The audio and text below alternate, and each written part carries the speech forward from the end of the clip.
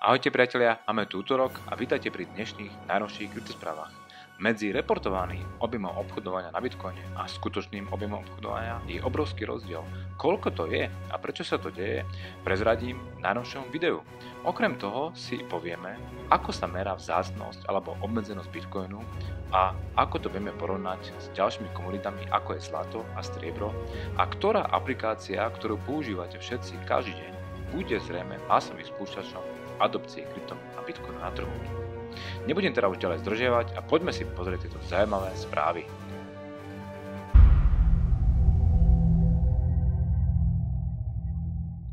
Dobre priatelia, takže dnes začneme analýzou firmy Bitwise Asset Management. Je to jedna z firiem, ktorá požiadala americký SEC urobiť cenné papiere o schválenie alebo dala žiadosť o schválenie ETF a urobila takúto analýzu, kde analýzuje, koľko z objemu obchodovania na kryptomenových burzách je falošných a koľko skutočných a došla k záveru, že 95% objemu obchodovania je fejkových, falošných a 5% je skutočných. Napriek tomu, že toto správa znie hrozivo, na konci tohto reportu si povieme, prečo je to nakoniec pozitívne.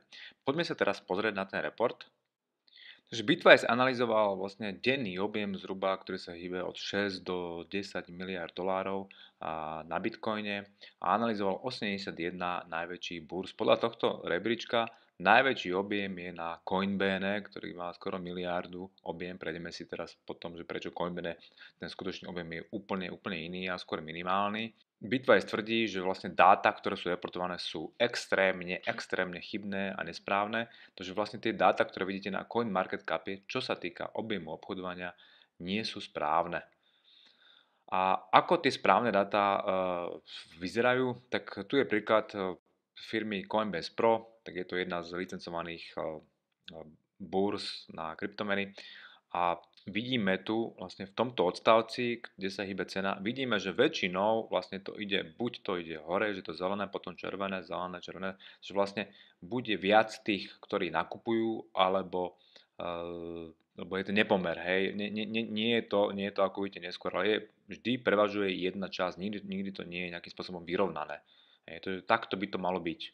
Druhý vlastne nejaký znak toho je, že tie objemy obchodov sú zaokrúhané čísla, lebo spomeňte si na seba a ja keď nedávam 0, 5, 4, 3, 8, 5, hej, ale dávam 0,1, 0,5, proste vždy človek, čo sa týka zjednoduchosti, proste dáva zaokrúhané číslo. Potom volume skáče tiež hore-dole, tu sú vlastne objemy, tu je graf a tu je vlastne volume, nie je pravidelný a ide hore-dole. A čo sa týka spreadu, rozdiel medzi nákupom a predom je zvyčajne pri zdravých obchodoch minimálny. Tu sa hýbe okolo 1 centa, čo je 0,0003% na Coinbase Pro. No a ako to vyzerá na tých podozrivých burzách, napríklad ako na Coinbase, ktorá vraj je prvá na svete a má 500 miliónov až miliardu dolárov denne objem obchodovania. No a tu vidíte, že vlastne tie obchody, tie objednávky sú hore-dole. Predaj, nákup, predaj, nákup, predaj, nákup, predaj, nákup. To už buď sú to boti, alebo to majú takto nastavené, neviem, ale je to určite veľmi podozrivé. Druhá vec je, objemy obchodovania sú veľmi veľké a väčšinou sú to divné čísla, nie sú zaokrúhlené a sú veľmi veľké. A tu píšu, že pre začiatočníkov pre začiatočníkov najmenší obchod je 0,43 Bitcoinu, tuto, na Coinbase, čo je 1400, čo je veľmi veľa. Na Coinbase bol ten obchod aj $5. A samozrejme nie sú zaokrúhlené. No a toto sú nejaké metrické, nejaké dáta, ktoré sú jasné, že Coinbase má na Twitteri 1 000 000 followerov, Coinbase 10 000, Google Searches má Coinbase 1,25 miliónov a Coinbase 26 miliónov. Potom web traffic, tu je to 90 000 stránka na svete, 617 000 mesačných vlastne návštevníkov a Coinbase je 2000 stránka a 25 miliónov mesačne. Ináč taká pikoška, Bazos má 20 miliónov mesačne. To som tiež prekvapený. Trošku som odbočil. No a z tohto tiež vyplýva, že vlastne tie dáta nemôžu byť reálne, keď to porovnáme metricky vlastne cez tieto dáta nemôžu mať oni väčší objem ako Coinbase, napriek tomu majú. No a tu je teraz slajd, že ktorých 10 burs vlastne ten objem má skutočný. Tak si povieme, z tých 81, ktoré oni skúmali a prešetrovali Binance, Bitfinex, Kraken, Bitstamp, Coinbase, Bitflyer, Gemini, Itbit, Bittrex, Ponox. Takže tie najhlavnejšie, ja si myslím, že to bolo aj v tom zozname, buď rebríček tých, čo sa týka bezpečnosti tých burs, alebo v tom videu, kto nevidel ten watch trading, tak si pozrite, link je hore, takisto sme tam hovorili o týchto burzách. Týchto burz sa držte. No a toto je ten objem, že 6 miliárd je reportovaný a skutočný je iba 5%. No a teraz si povieme, prečo to je OK. Bo SEC s týmto nemalo, práve že SEC, bo tento report bol daný na SEC, na úrad pre cenné papiere alebo na dohľad na cenné papiere v Amerike, ktorá schváluje ETF a teda a chráni investorov, tak oni mali problém s tým, že ten objem bol obrovský. To bolo. Ale keď je v skutočnosti takýto, tak je to zdravé, lebo ak sa pozriete, zlato má market cap 6,7 trilióna a obchoduje sa 37 biliónov, teda miliard denne, čo je 0,55%. A keď dáme tento zdravý objem aj do Bitcoinu, že nie je ten fejkový 6 miliard, čo je zhruba 10%, 9%, 8%, čo je obrovské číslo, tak je to tiež zdravé, je to 0,4%. Preto to berem, toto nie je negatívne, ale pozitívne. Tak čo sa týka futures, nejaký derivátov, tak vidíme, že majú 91 miliónov dolárov objem denný, čo zodpovedá zhruba Binance. Takže takáto je správa, takže skutočne budeme o mnoho menší, ale nakoniec to je pozitívne, nie je negatívne. A teraz prejdeme na ďalší článok. Tento článok je od Plan B, už sme to mali, čo sa týka jeho nejakého postu na Twitteri, jedno video. A on hovorí vlastne, ako vieme odmerať scarcity, je tzv. Vzácnosť alebo obmedzenosť Bitcoinu. Vieme to, že Bitcoin, tak ako zlato, je obmedzený, to znamená, má určitú vzácnosť, nemôže ho nikto vyrobiť, nemôže ho nikto vytlačiť, nemôže ho nikto vykopať, alebo neviem, je to dané, že momentálne vzniká každých 10 minút 12,5 bitcoinu a denne 1800 bitcoinov a ročne 648 000 bitcoinov. To je dané a toto sa už známym halvingom, o ktorom sme tiež hovorili, znižuje každé 4 roky, každý 210 000 blok sa znižuje táto odmena a vzniká menej. No a toto v tomto článku Plan B veľmi dobre opísal. Pôjdem narýchlo za cestu, dám ten článok do popisu. Je to síce v angličtine, ale dopracoval sa nejakým prepočtom k predpokladu Bitcoinu po budúcoročnom halvingu, to znamená v maji 2020 máme budúcoročný halving a dopracoval sa k nejakému číslu, ktoré si povieme. No tento výpočet vlastne už vychádza od Saifedina Amosa z knihy Bitcoin Standard, ktorý hovorí o vzácnosti vlastne nejakého aktíva cez stock to flow ratio, takže je to vlastne pomer určitý a vysvetľuje, že prečo zlato a Bitcoin sú úplne iné vlastne komodity, ako je meď, zinok, nikel, mosac, olej, pretože majú vysoké stock to flow ratio, takže sú vzácnejšie. Tento stock to flow ratio sa ráta tak, že dáme do pomeru objem, koľko je v obehu toho aktíva, to znamená Bitcoinu nejaký 17,5 a koľko ročne pribúda. To znamená, keď je to ale opačne, tak samozrejme je to určitý prírastok, percentuálny nárastok ročný toho aktíva. Ale keď je to tak, ako je, že dáme stock lomeno flow, tak je to merá určitú vzácnosť. No a keď si pozrieme túto tabulku, tak zlato má 185 000 tón v obehu a ročne sa vyťaží 3000 tón. To znamená toto je 62. A vidíme, že vlastne tie, ktoré majú túto vzácnosť alebo sú túto obmedzenosť vyššiu, tak majú aj vyššiu cenu a sú trhovo úplne niekde inde. A keď sa pozrieme na Palladium, Platinum, to vidíme, že sú úplne nízko. No a zlato má 62, to znamená, potrebujeme 62 rokov na to, aby sme vyprodukovali momentálne množstvo zlata v obehu. Striebro 22 a vlastne preto tieto dva sú tzv. Monetárne tovary. No a vidíme, že Palladium, Platinum a ostatné komunity majú menej ako 1. No a Bitcoin má 17,5 coinov v obehu, čo je vlastne ročne vzniká tých 648 000, to je 0,7, takže má tento indikátor na 25.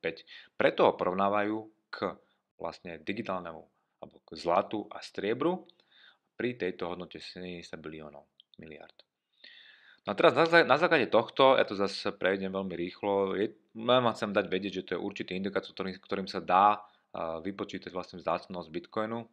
No a na základe tohto tento Plan B vypočítal, že urobil nejaký prepočet a vypočítal, že predpokladaná market value za Bitcoin bude v roku 2021 trilión, čo je zhruba 10-násobok dnešnej ceny, aj viac, čo vlastne Bitcoin, čo vlastne zodpovedá ceny Bitcoinu na 55 000. Samozrejme nepovedal, že presne kedy to bude, môže to byť aj rok alebo 2 roky po halvingu 2020 alebo 2021.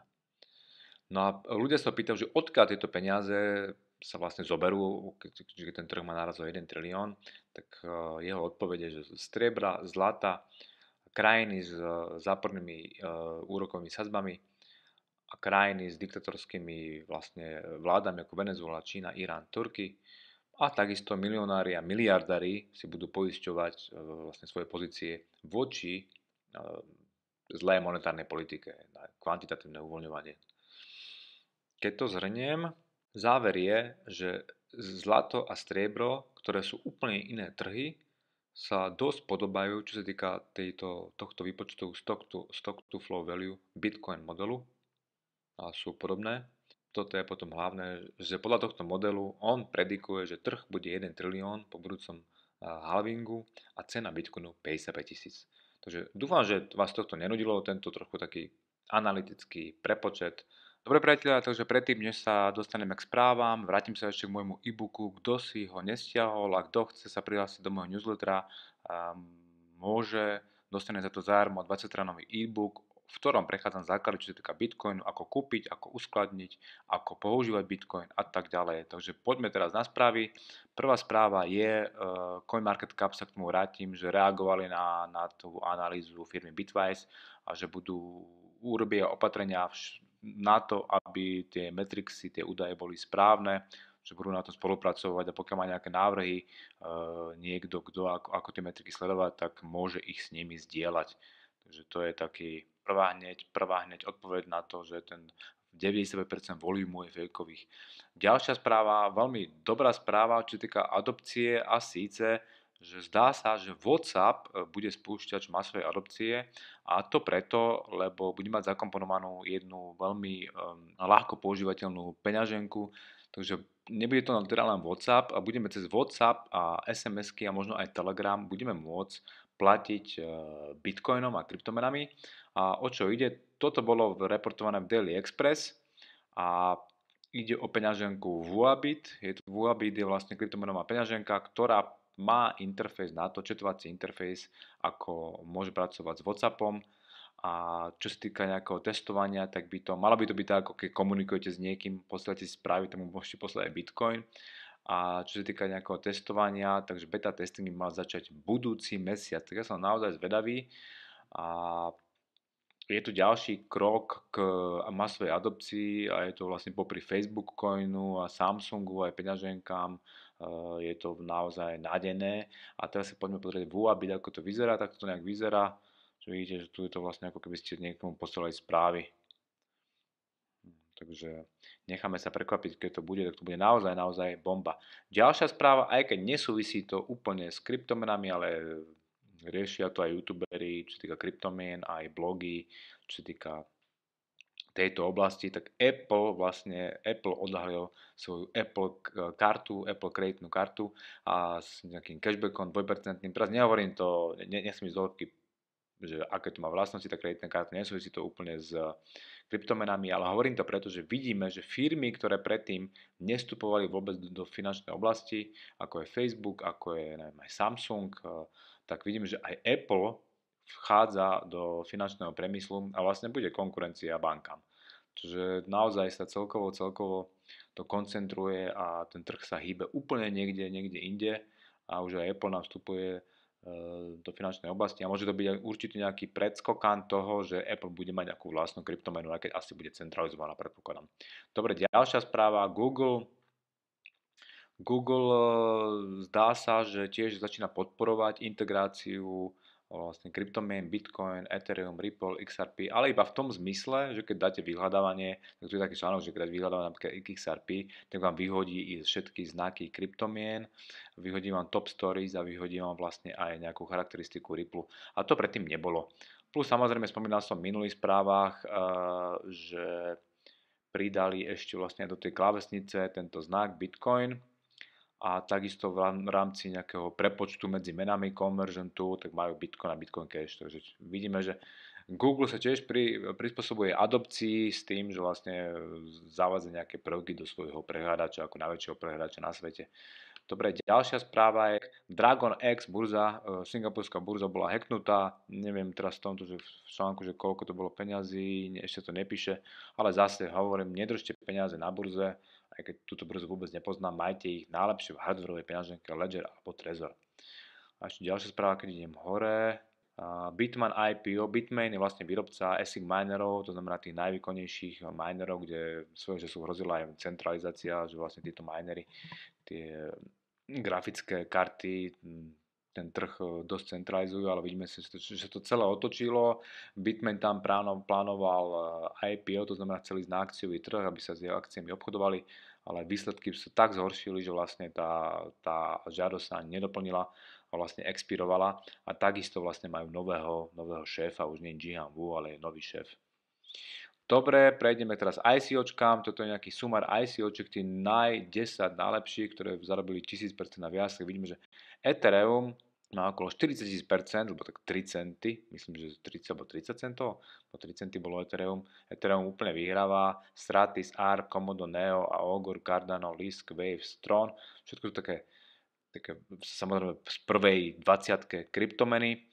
A hovorím to preto, lebo ja som vlastne teraz písal článok o Initial Exchange Offering, že už ICOčka sú na veľmi akože v klesajúcej fáze a tu vlastne sa píše, že podľa Statis Group na nejaké analýzy 80% ICOčiek, ktoré spustili sa v roku 2017, boli nejakým spôsobom podvodné, čo je teda veľmi veľké číslo a hovorí, že 1000 ICOček, ktorí boli v 2018 tiež vlastne nejakým spôsobom stroskotali. No a tu sa dostanem vlastne tomuto článku Initial Exchange Offerings, je to určitá špecialitka a rozdiel je v tom, že to ICOčko nie je teda priamo na tej svojej platforme ako tej firmy, ale využíva nejakú platformu burzy, ktorá vlastne vyvoláva určitý charakteristiku bezpečnosti a v takej priekopnici tieto burzy sú Binance alebo KuCoin a Bittrex. Binance je prvá, už mala 3 projekty, tieto 3 projekty boli BitTorrent, Fetch a najnovšie Seller a vidíme, že ten priemer bol okolo 300%. Ale zase je to čisto špekulatívne, ľudia tam idú to, aby zarobili, kúpia krátkodobo a neviem, do 1-2 dní to predajú a to je tých 300%. Nie je to nič, čo by malo pomôcť adopcii a ešte Binance vlastne nedelo oznámilo, že zavádza určitú lotériu, že podľa toho, koľko budete mať Binance tokenov, tak dostanete nejaký ticket a podľa počtu tých ticketov budete uprednostnení, čo týka ICOčka. No taká hra, šikovný krok, ale nemyslím si, že to je nejaké veľké plus, čo sa týka adopcie. Dobre, Nasdaq, zase ďalšia správa, že Nasdaq by mal byť launchnutý v prvom kvartáli roku 2000, teda v prvom roku 2019, takže ešte majú 3 mesiace. Ja zase len to tu oznamujem, lebo tieto správy sú len tak vydané bez nejakého potvrdenia. Samozrejme, chýba tu, že vlastne musia byť schválené komisiou CFTC, takže keď to nebude, tak vôbec nemusí byť ani počas celého roka. Viem, že napríklad Fidelity malo začalo, nezačalo, nevieme, niečo tam sa dialo v nejakej menšej verzii, nevieme. Dobre, Louis Vuitton tiež využíva blockchain technológiu na sledovanie svojich luxury goods, to znamená, čo sa týka dodavateľského reťazca, vie, kde sa ten tovar ako tak nachádza podľa blockchainu, ale hlavne je to ochrana proti fejkovaniu ich produktov. To znamená, keď si kúpite Louis Vuitton, tak oskenujete čiarový kód a viete to podľa záznamu na blockchainu, či to je fake alebo nie je to fake.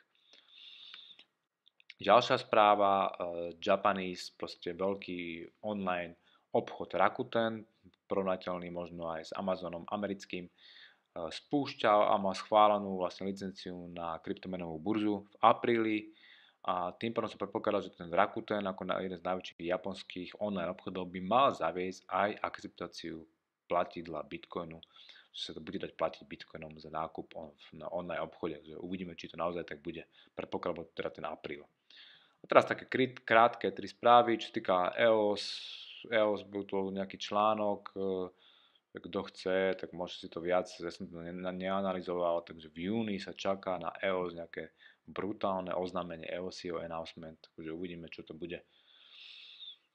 A ešte posledné 2 správy, čo sa týka, toto je nejaká perlička, že ICO projekt, vidíme, zase sa vrácam k tým ICO, že bol tu jeden ICO projekt, ktorý sa normálne ho nájdete a môžete ho kúpiť na eBay za 60 000. Takže na eBay sa dá kúpiť ICO projekt. Niekto tam teda predáva ICO projekt, normálne nejaký projekt nedokončený, mobilná apka, webová apka, minimal viable projekt, takže nejaký produkt už vyvinutý. A teraz posledný tweet.